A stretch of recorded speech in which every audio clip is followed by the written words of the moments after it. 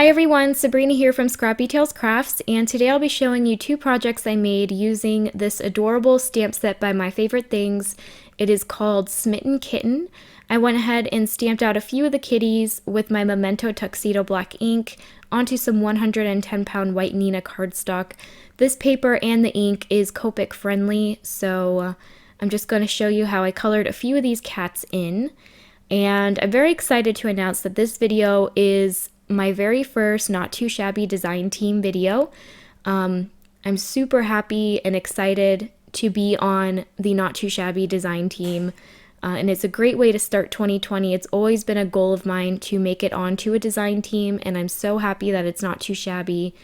And so I just want to thank Jamie for allowing me to be a part of this team this year, and I just can't wait to show you all the projects that I come up with. So I will be posting 2 videos a month for the Not Too Shabby design team, and I will have all the products I have used in each video linked down below, and I'm going to try my best to include a coordinating blog post.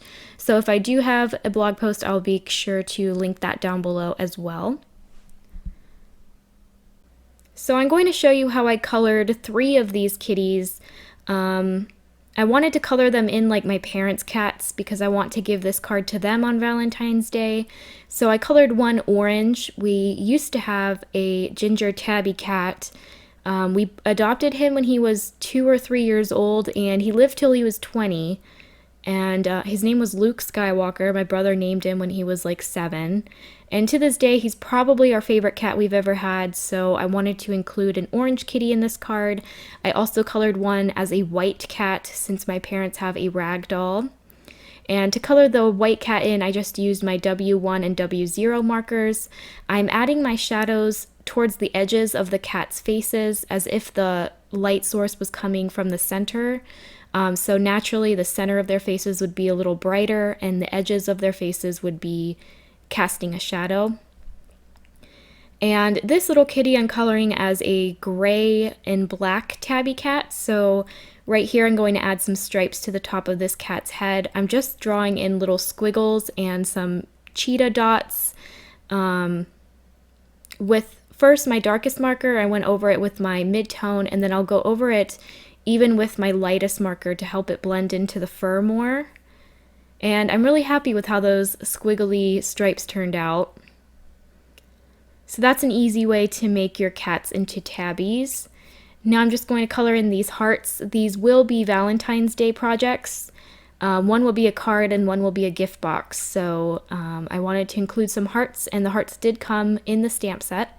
I went ahead and fussy cut all these kitties out, and now I'm going over them with a black marker. Just going over the edges to clean them up a little bit. And off camera I did color in some Siamese kitties, and I will use those on the gift box. Off camera I went ahead and die cut this Peekaboo frame by Fawn 4 times from some heavyweight white cardstock. I will be stacking these on top of one another to create a dimensional frame. I do want to create a shaker card, so I found that this was the fastest, easiest, and cleanest way for me to make a shaker card. You can use foam tape, but I personally just didn't want to cut through teeny tiny strips of foam tape, so I just decided to die cut it 4 times, and it worked pretty well.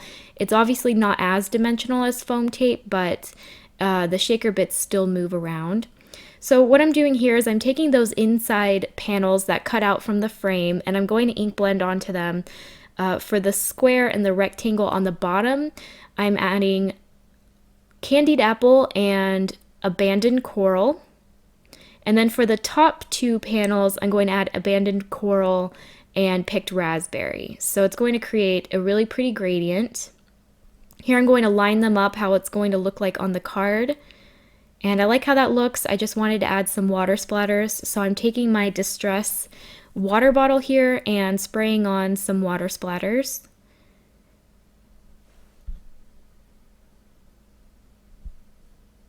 I'm adding a few more, and I'll just let those dry while I work on my gift box. So I'm basically using the same Distress Oxide colors that I did on those panels onto my gift box. I did want it to coordinate, So I'm going to use the same 3 colors again.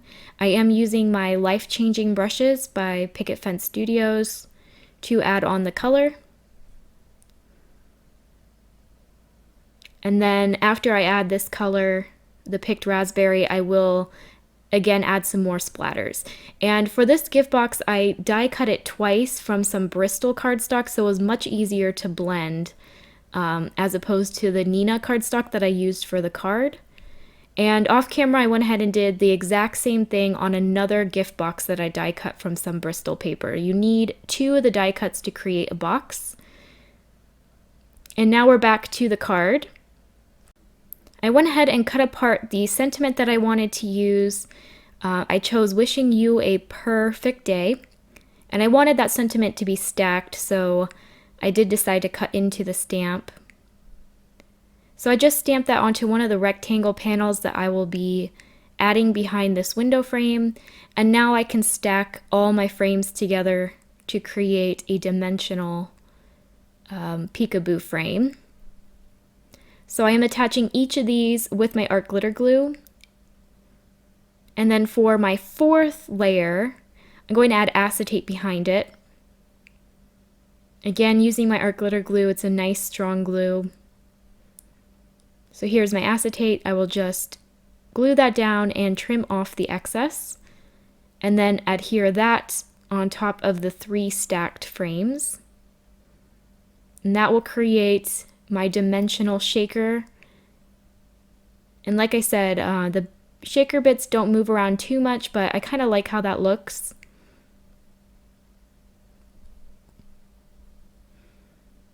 So I'll just add that. Once that is nicely adhered, I'm going to grab my card base and my ink blended panels, and to attach these panels, I'm going to add art glitter glue to the back of them and take my peekaboo frame, line up each of the rectangles and squares inside its designated section, hover it over my card base and press it down. And for the most part, I was able to line each of these up fairly nicely. If you wanted it to be a little bit easier, you could have cut a 4 1/4 by 5 1/2 inch rectangle. That would cover your entire card base. You can do the same ink blending, and that way you wouldn't have to do any lining up like I'm doing here. But this worked out for me, so I'm pretty happy with how this turned out. And for my shaker bits, I'm actually using some leftover teeny tiny hearts that I had from die cutting all of my Valentine's Day cards that I have started. All of these are from large heart dies that cut out a bunch of tiny hearts. So you can use sequins, or if you have your own tiny hearts, you can do that. I thought this would be a little fun and different than sequins, and it worked out perfectly. They shake around pretty nicely since they are so flat. So I'm just going to add some art glitter glue behind my peekaboo frame and attach that onto my card base. I'll make sure all the glue is dry before I shake it. And you can see that the hearts where the sentiment panel is are kind of clumping together and covering the sentiment, so I had to be a little bit aggressive with my card and flick it a few times. But eventually those hearts did move and you can see the sentiment. So now I can add my cute little kitties. So I'm just trying to figure out where I want to adhere them. I'm also going to add some hearts. So I like how that layout looks. I'm just going to flip these cats around, add some art glitter glue, and adhere them onto my card.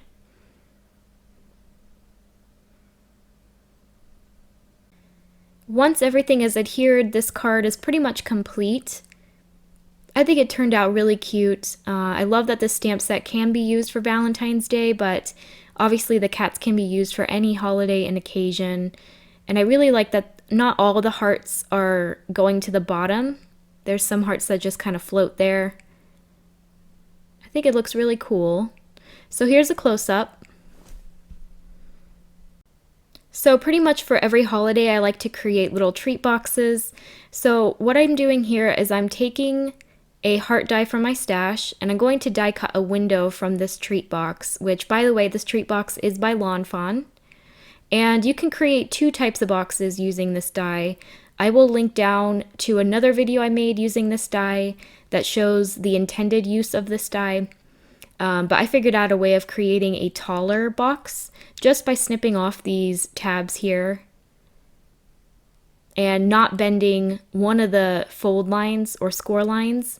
That's where I cut my heart window. And that's just going to create a taller box with this die. I wanted to line the inside of my box, so I'm taking some polka dot pattern paper from my stash and just gluing it to the back of my ink blended box panels here. Here I'm going to snip off that tab.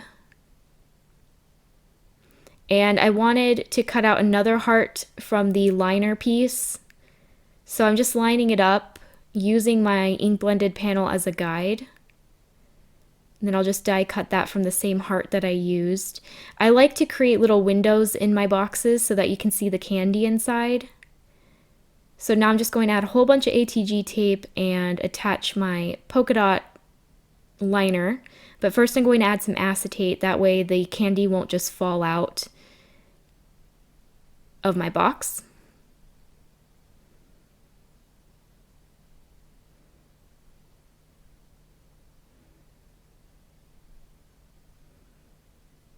Okay, and I wanted to create some gussets for my box so that it could fold flat.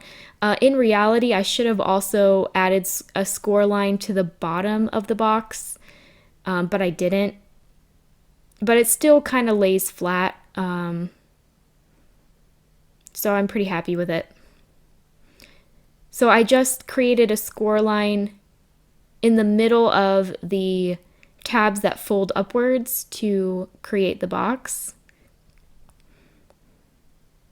And then on those tabs on the die, I'm going to add some double-sided tape. And basically these tabs will adhere the whole box together, so you want some pretty strong tape. And then you're also going to want to add some tape to the bottom of one of the panels. And that will attach the bottoms together. So I'm just going to line these up. Once the bottom of the box is attached, I can fold up those side flaps, release the backing on the tape on the tabs, and those tabs are just going to connect both of those dies to create the box shape.